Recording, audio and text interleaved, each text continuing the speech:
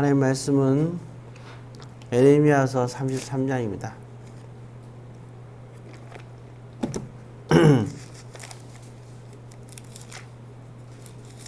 에레미야서 33장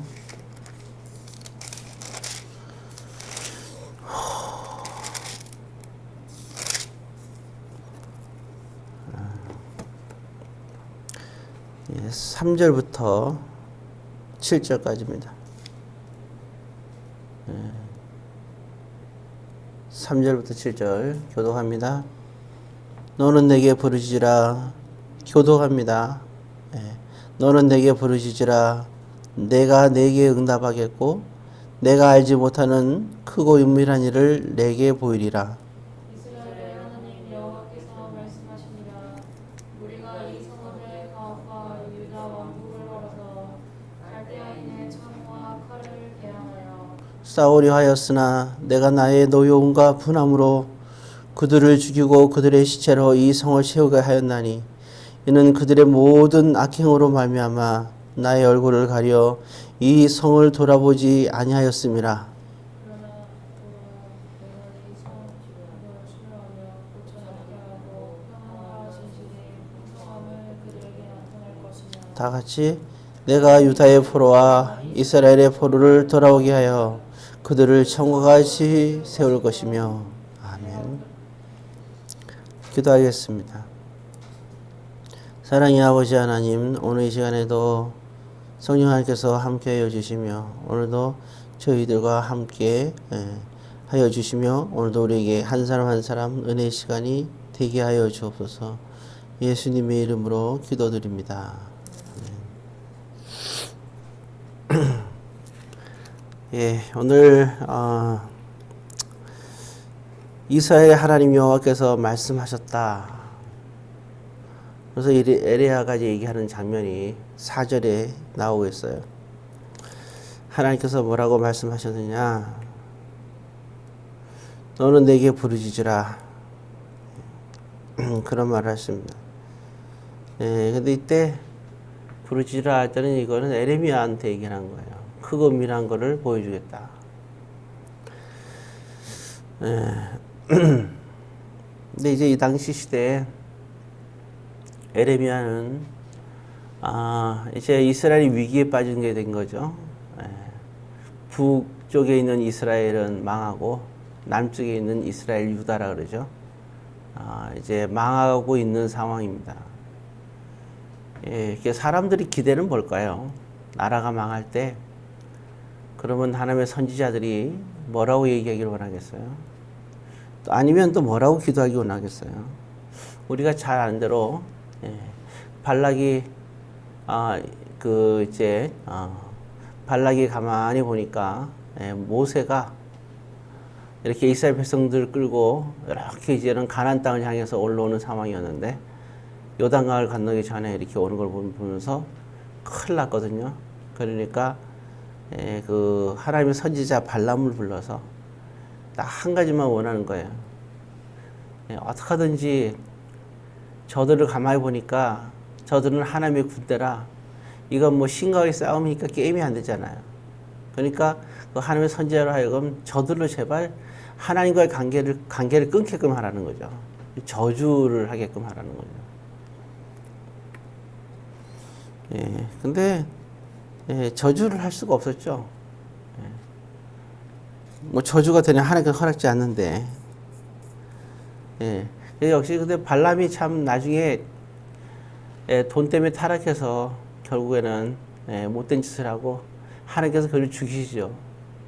발람이 죽습니다. 그럼에도 불구하고 하나님께 그때 기도해 몇 번을 기도하는데 저주를 못해요. 왜냐하면 하나님께서 응답하실 때 저주 못하게 하시거든요. 그때마다. 그러니까 그가 선지자라는 게 맞는 거예요. 왜냐하면 선지자의 특징은 하나님의 말씀대로 얘기를 해야 되는 겁니다. 발람한테 아무리 돈을 받아도 발람이 돈을 받고 싶어서 따라갔어요. 발락에게. 그러면 원하는 대로 저주를 하고 싶은데 하나님께서 허락지 않으니까 대책이 안 서는 거죠. 그래서 기도에 실패하게 돼요. 나중에 다른 방식으로 이제 하나님과 이스라엘 백성들이 멀어지는 그 방법을 가르쳐 주죠. 그것 때문에 발람이 죽는 거예요. 그냥 본인이 가만히 생각해 보니까 저주를 못하면 자기가 돈도 못 받게 생겼거든요. 아마 제가 볼 때는 그 방법을 가르쳐 주고 평생에 먹고 자식까지 먹고 살 돈을 아마 받지 않았을까. 참, 그러고 보면 돈이 뭔지, 누가 이제 돈이 왼수다 그러는데, 이때 돈의 왼수는 정말 영혼을 파는 왼수 아니에요? 가룟 유다도, 하필도 그렇게 예수님을 팔고 생긴, 그러니까 하나님을 판 돈. 발람도 결국은 하나님을 팔고 생긴 돈이죠.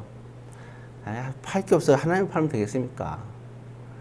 우리도 진짜 어느 순간에 어디에 빠지게 되면 돈뿐만 아니라 뭐 때문에 하나님을 팔 수가 있어요. 정신 안 차리면 큰일 나는 거죠. 어찌되었든 그러니까 참 하나님의 선지자가 아니었으면 아마 발람도 그냥 저주를 했겠죠.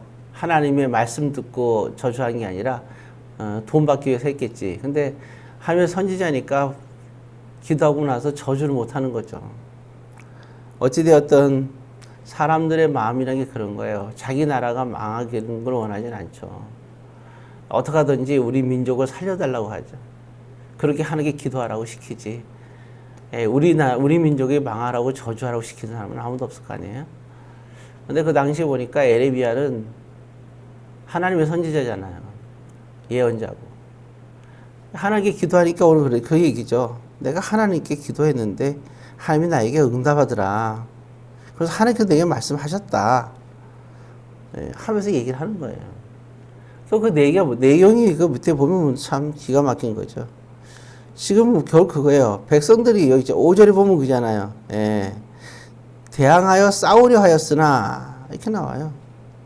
거기 그 누구에 대항하냐? 4절에 보면 끝에 보면 갈대아인에 대하여 싸우려 하였으나 이 갈대아인이 바로 뭐냐면 바벨론 사람들을 말하는 거예요. 이스라엘 백성들이 바벨론에 쳐들어오니까 이 사람들을 대상으로 하여 싸우려고 하였으나 그런 얘기입니다.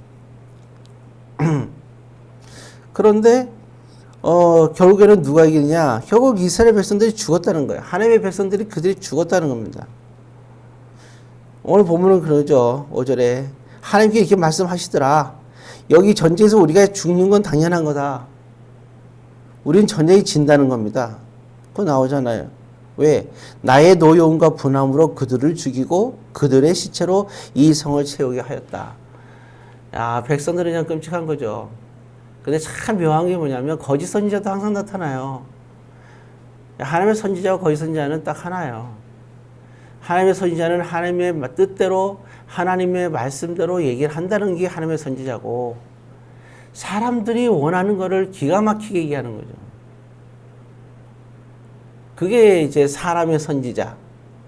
그게 거짓 선지자예요. 사람들이 원하는 얘기를 해주는 거. 달콤한 얘기. 정말 달콤한 얘기죠. 내가 했잖아요. 하와에게 마귀가 얘기했을 때, 뱀이 얘기했을 때 틀린 얘기 하나도 없었다고. 근데 문제는 너무 달콤한 얘기예요.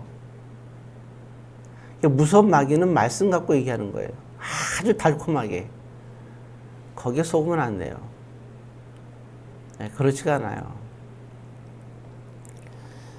어찌됐든 입맛에 맞는 그 얘기를 하기 원했는데 에레미야는 오히려 거꾸로 얘기하는 거예요. 너희들은 다 우리죠. 우리는 다 죽어. 전쟁에 지고 말 거야. 왜?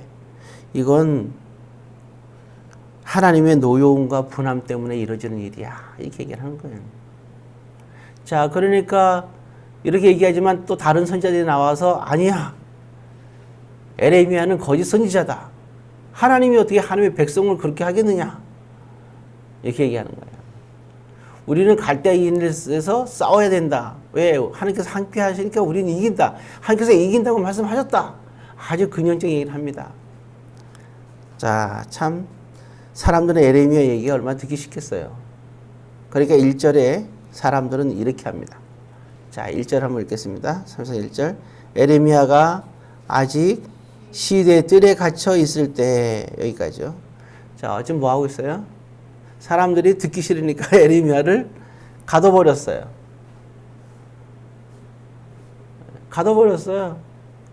에레미야가 얼마나 낙심이 돼요. 에레미야가 뭐가 이제 자기 백성들이 잘 되면 좋지. 나라가 안 그래요?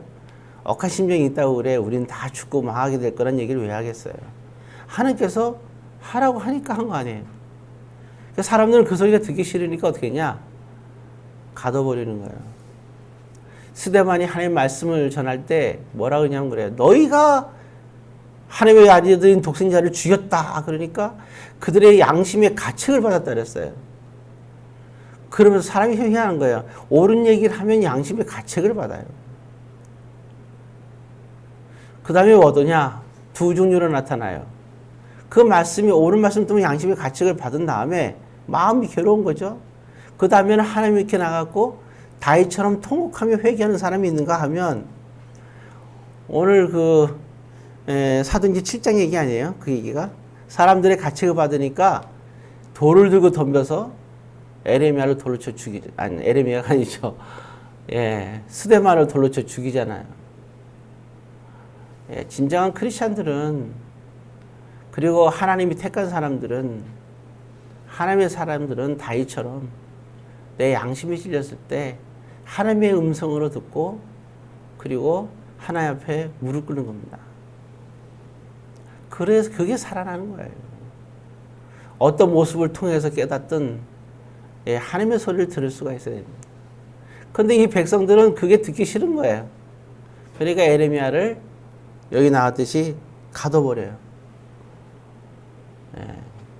그래서 이 낙심한 에레미야 뭔 잘못이 있어요? 하나님께서 선포하는 대로 선포했는데 그럼 들어야죠. 아무리 듣기 싫어도. 그러나서 아무도 그의 말을 들으려고 하진 않아요.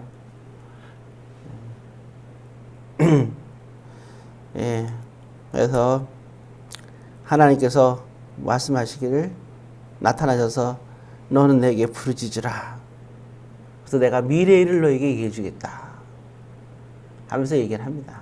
그러면서 지금 현재 있는 이 백성들은 악하기 때문에 멸망할 것이라는 걸 얘기를 하고 그러나 이게 다가 아니고 그러나 반드시 후대에는 7절에 이게 나오는 거예요. 그들이 이제 포로로 갔다가 그들이 돌아오게 될 것이다. 그 얘기를 하는 겁니다. 돌아오게 된다. 70년 후에 얘기를 하고 있는 겁니다. 망한 다음에 70년 후에 다시 돌아오게 될 거라는 거죠. 참 그러니까 현재의 악한 사람들은 다 죽이고 그래도 하나님은 그 후대를 어여삐 여겨서 회복시키겠다. 그렇게 얘기를 하는 거죠. 실제로 그 광야에 있던 이스라엘 백성들 어떻게 했어요? 광야에서 다 하나님 원받은 백성들은 다 광야에서 죽게 만들었잖아요. 그리고 그 후대의 사람들을 데리고 요단강으로 가는 장면이 나옵니다. 참 우리에게는 이런 안타까운 일이 있었지 않았으면 좋겠어요. 양심의 가책을 받았을 때 에레미야를 뜰에 가두는 게 아니라 에레미야 말씀 듣고 하나님 앞에 나가서 회개하고 돌이켰으면 얼마나 좋아요. 회복도 되고. 왜 그렇게 갈대아인들의 칼날에 그렇게 죽어갑니까? 자식들은 다 포로를 끌려가게 하고 참 그 한간의 선택이. 그래서 이게 겸손하란 말은 우리가 주님의 그러한 그 말씀, 교훈, 책망, 그리고 우리의 삶의 환경과 또한 하나님의 말씀을 우리가 또한 사람의 입술을 통해서도 이게 우리가 들려질 때는 그때는 이게 주님의 말씀일 때는 겸손하게 주님 앞에 나아갈 수 있어야 됩니다. 자, 이제 말씀을 마칩니다.